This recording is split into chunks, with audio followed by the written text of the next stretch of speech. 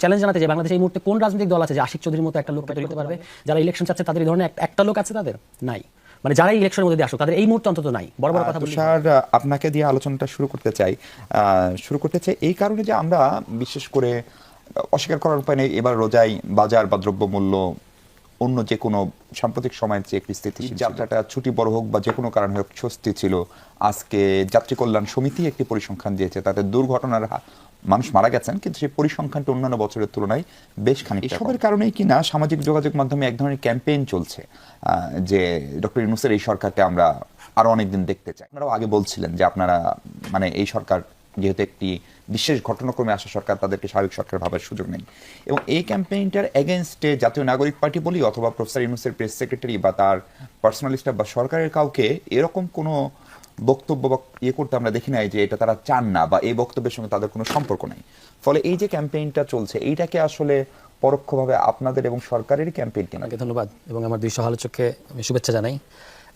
সবকিছুর মধ্যে আমাদেরকে খুঁজে পাওয়ার একটা ব্যাপারটা ইন্টারেস্টিং, কিন্তু এটা তো আপনি বলেছেন যে স্বতঃস্ফূর্তভাবে এটা অনেকে দাবি করছে। এখন সোশ্যাল মিডিয়াকে আমরা কতটুকু আনুষ্ঠানিক হিসেবে ধরবো বক্তব্য, সেটা আমাদের একটা বিবেচনা করতে হবে। এখন জনগণ যদি দেখেন, আপনি সোশ্যাল মিডিয়া ছাড়াও ঈদের দিনে তো কেউ বলেছে, ডক্টর ইউনূস যখন সামনে ছিলেন, যখন সাধারণ মানুষের সাথে দেখা করছিলেন, তখন কিন্তু বলেছেন অনেকে যে 5 বছর। এগুলোকে আমি স্বতঃস্ফূর্ত আবেগ হিসেবে দেখি, এবং এই আবেগটা যৌক্তিক অযৌক্তিক এটা হচ্ছে একটা মানুষ কেন এটা বলতে চায়, যারাই যতটুকু যে পরিমাণ মানুষ এটা বলছে, এটা কেন বলছে, তাদের তো রাজনৈতিক দলগুলোকে নিয়ে ভয় আছে। কারণ এই বক্তব্যটার সঙ্গে আপনারা একমত না? আমরা তো দলগতভাবে এটা কখনোই মানে টাইমের ব্যাপারে বলি নাই যে 5 বছর থাকতে হবে কিংবা এই ডিসেম্বরের মধ্যে যেতে হবে, নির্বাচন দিয়ে দ্রুত নির্বাচন দিয়ে চলে যান, এগুলো আমাদের মানে থিঙ্কিং বলেছি যে এজেন্ডার টাইম ঠিক করবে। আপনি মানে এই জুনেও ইলেকশন দেওয়া লাগতে পারে, ডিসেম্বরেও দেওয়া লাগতে পারে, মার্চেও দেওয়া লাগতে পারে। আপনাকে প্রতি মুহূর্তে সরকারকে তার যে কাজগুলো সরকার গ্রহণ করবে সেটা রাজনৈতিক দল জনগণের কাছ থেকে ন্যায্যতা প্রতিষ্ঠিত করতে হবে যে এই কাজের জন্য আমার এতটুকু সময় দরকার।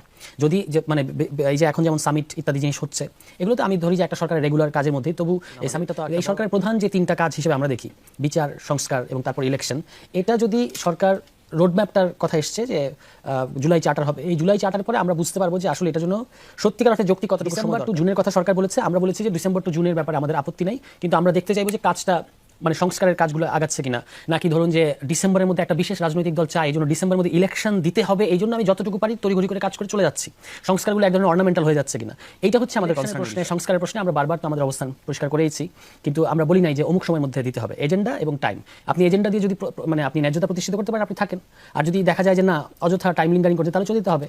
কিন্তু ওই যে এটা বিচার করার মানে পরিমাপক কি স্যার? আপনার তো কিছু কাজ অলরেডি আছে, সংস্কারের কাজ তো আপনি গ্রহণ করেছেন, আপনার 11টার মতো কমিশন আছে, যার মধ্যে বেশিরভাগ কমিশনের কাজই এই সরকার করে ফেলতে পারবে, সংবিধান সম্পর্কিত না। ফলে এই সরকারি অধ্যাদেশ দিয়ে এগুলো করে ফেলতে পারবে।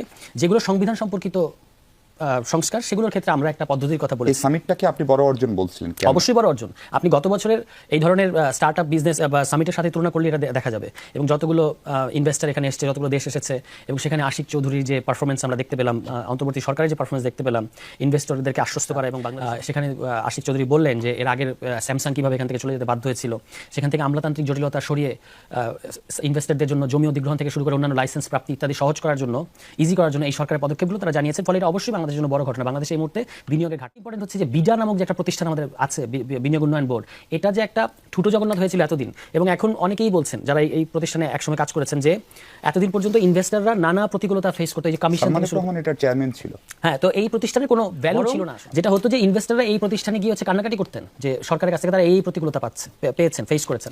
এখন সরকারের অগ্রাধিকারের ছিল, আপনি যেটা বলছিলেন যে তিনটা অগ্রাধিকার, সরকার বিচার, আরো সংস্কার, অনেকদিন। নির্বাচন। আপনি ভেবে দেখেন যে আশিক চৌধুরীর মতো একজন লোককে, আর এত সুন্দর একটা জীবনযাপন ছিল সিঙ্গাপুরে, সেখান থেকে তিনি শুধুমাত্র ডক্টর ইউনূসের কলে চলে এসেছেন দেশকে সার্ভ করার জন্য। উনি কিছু ডেলিভার করবেন আছেন, উনি কিন্তু একটা গ্লোবাল টায়ারের লোক, এবং বাংলাদেশের আমি মানে চ্যালেঞ্জ জানাতে যে বাংলাদেশে এই মুহূর্তে কোন রাজনৈতিক দল আছে যে আশিক চৌধুরীর মতো একটা লোককে তৈরি করতে পারবে বা প্রোভাইড করতে পারবে, যারা ইলেকশন চাচ্ছে তাদের এই ধরনের একটা লোক আছে তাদের নাই, মানে যারাই ইলেকশনের মধ্যে দিয়ে আসুক তাদের এই মুহূর্তে অন্তত নাই।